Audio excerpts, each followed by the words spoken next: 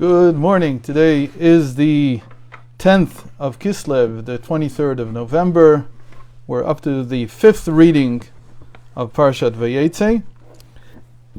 And there's so much to say about this 5th reading that the only way to do things was to choose something that was actually marginal. It seems to be marginal, but you'll see in a moment that it's a little bit more than that. The 5th reading is one of the most important ones because it seems to be so out of place. Why would the Torah tell us this whole description about how Yaakov made his fortune in flocks? And why do we even care?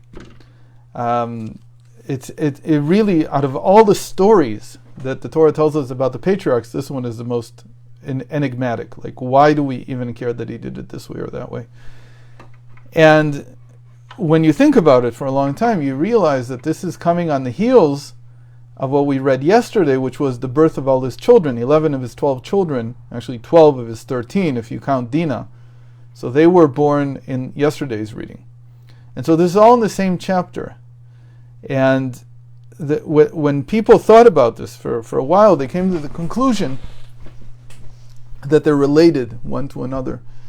That, as strange as this might seem, after Jacob has his children during the first 14 years of being in Haran by Lavan, he spends another 6 years making his fortune, or doing for his home, as he calls it in the beginning of the reading.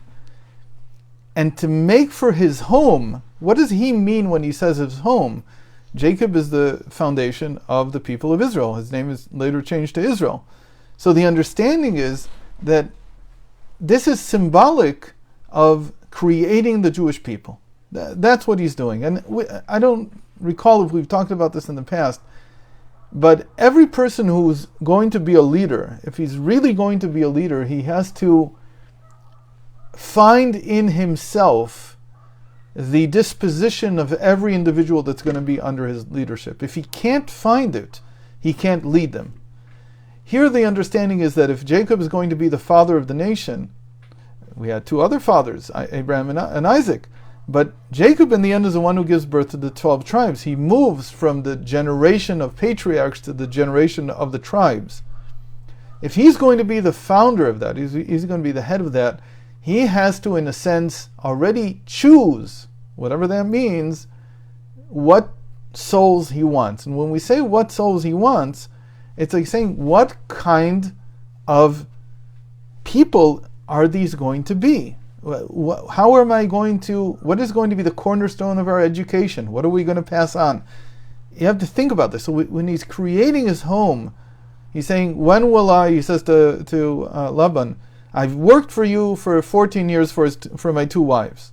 And during those 14 years, he also had all his children. But now I have to build my home. I have to do for myself now. Not work for you, but work for me. So this becomes a very essential topic, that what he's doing here, when he's doing all this work with the flocks and causing them to give birth to this type and that type, this is all actually understood as symbolically an inner clarification of what he means by the Jewish people. And so we have these things all over, talking about the flocks being like the Jewish people. And later when you see in the prophets, you'll see this again and again and again. Atem tzoni tzon mariti amar Hashem. There's hundreds of allusions to the Jewish people as being God's flock. And that comes from this reading. This is the source. When the Arizal took this source apart, he came up with an unbelievable system that he gleaned from it, and it has to do with Jacob's dream. Now you might not even notice that he has a dream in the middle, but let me see exactly where it is.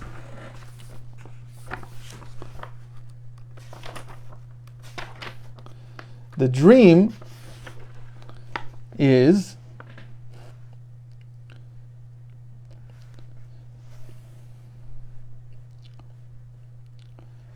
in chapter 31. This is all chapter 31, like we said.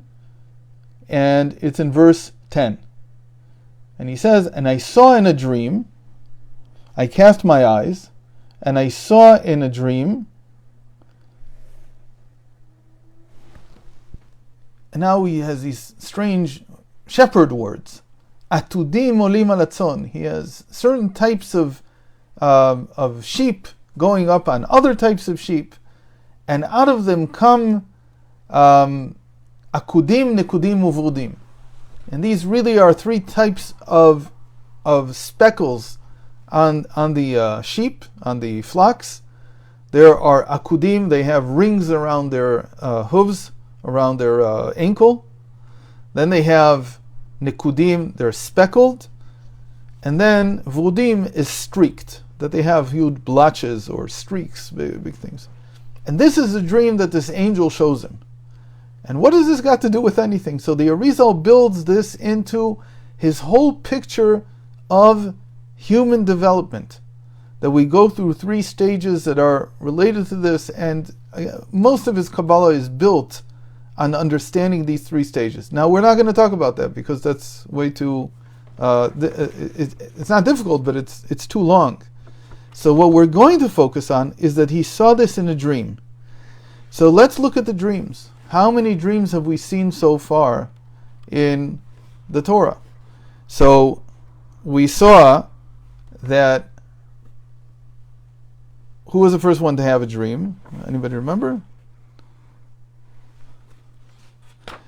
So the first dream that we saw was Avimelech. If you remember, Avimelech had a dream in which God came to him and said to him, "Don't touch this man's wife. He will pray for you and you'll be healed." And that was we talked a lot about that, about healing and dreaming and prophecy. That God said to him, he's a prophet, he will pray for you, the connection between prophecy and prayer. That was the first dream. The next dream is actually Jacob's. Which one? At the beginning of our parsha. Remember, we had the dream with the ladder. Now we have Jacob's second dream. After that, we're going to see more dreams. Joseph is going to have 2 dreams. Then we'll have 2 more dreams.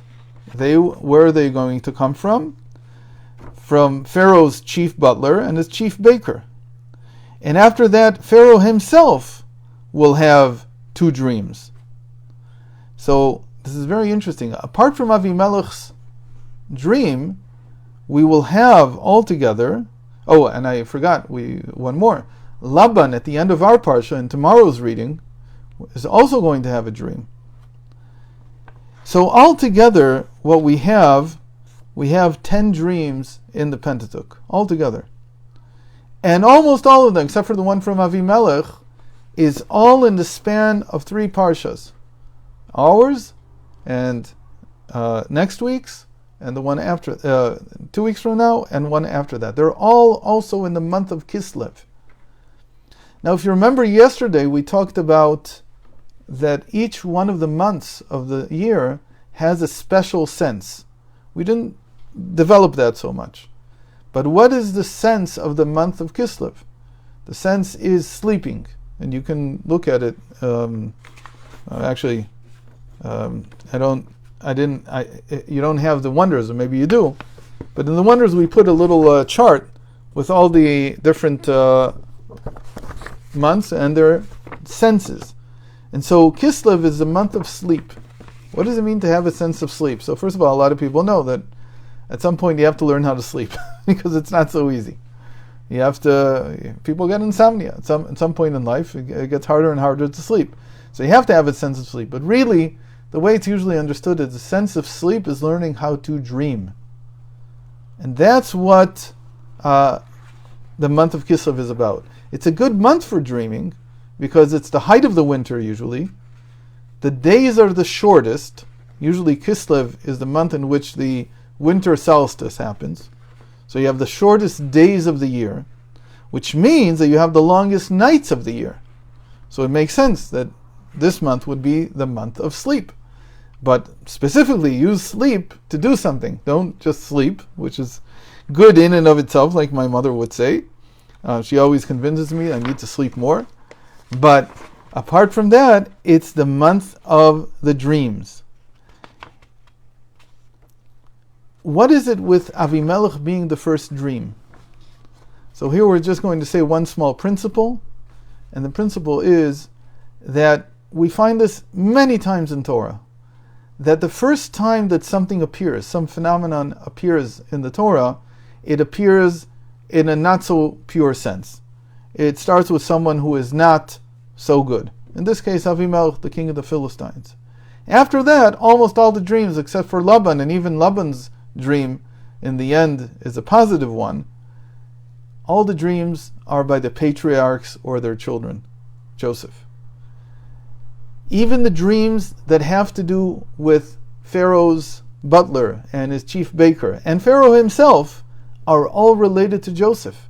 They in the end were what caused Joseph to become the viceroy of Egypt. So really, and he knew that it says that, how did he even know how to solve them?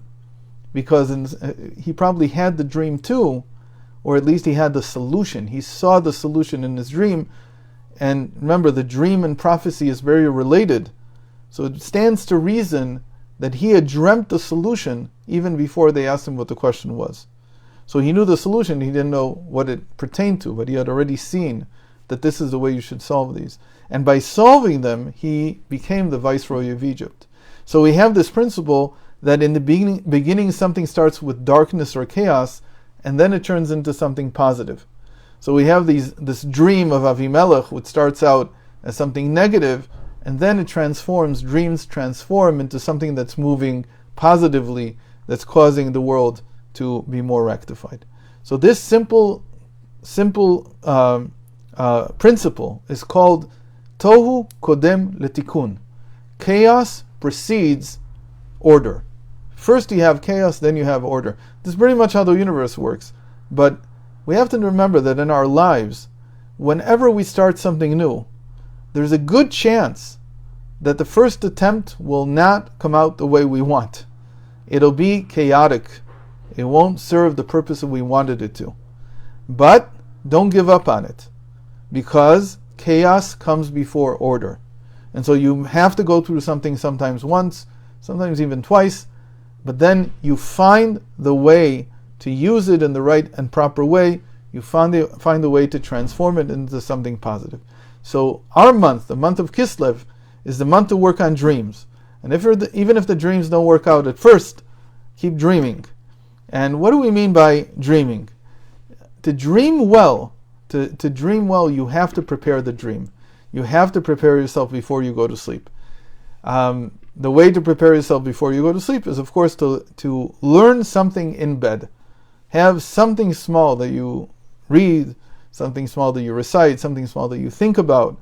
And if you're able to do it, if you're able to concentrate just before you fall asleep, there's a good chance that you'll dream about it and maybe learn how to use the sense of the month of Kislev in order to use dreams. One more point.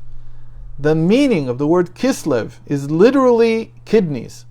It also means, Kesel also means trust or confidence. In order to sleep, you have to have confidence. One of the reasons why people don't sleep well is because they're troubled. If you're able to remove the troubles to sleep well, now we're not talking about dreams, now we're talking about just the sleep itself. If you're able to calm yourself down before you go to sleep, and you tell yourself, I'm all fine and well. And by the way, this is why we have a small service called Kriyat Shema Alamita, that we say when in bed already, or sometimes you don't have to say when you're in bed, you can say before, but there's one blessing that people usually say when they're in bed already. The purpose of this service is in the core of it, where it says that King Solomon's bed, there are 60 warriors around it protecting him. What are these 60 warriors? You would think you have to call the security company and have them stand around your bed. These 60 warriors are the 60 letters of the priestly blessing.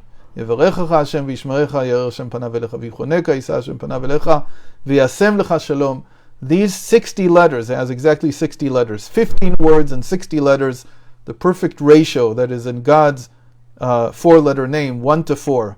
4 letters in each word, on average.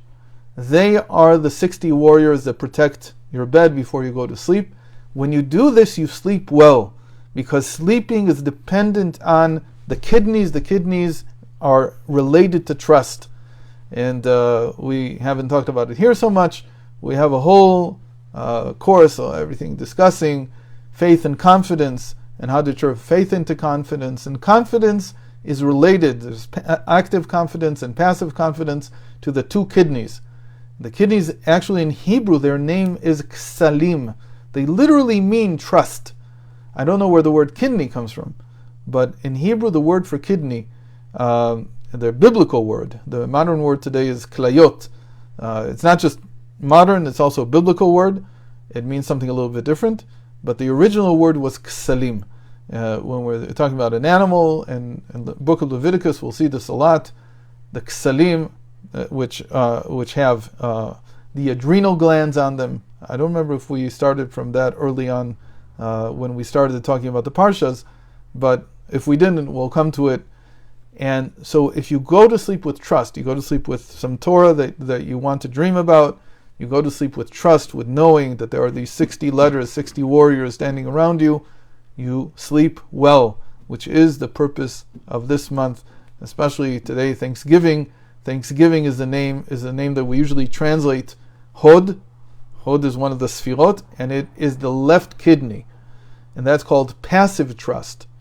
And passive trust is what you need in order to sleep well. Thanks for joining. Hope to see you tomorrow.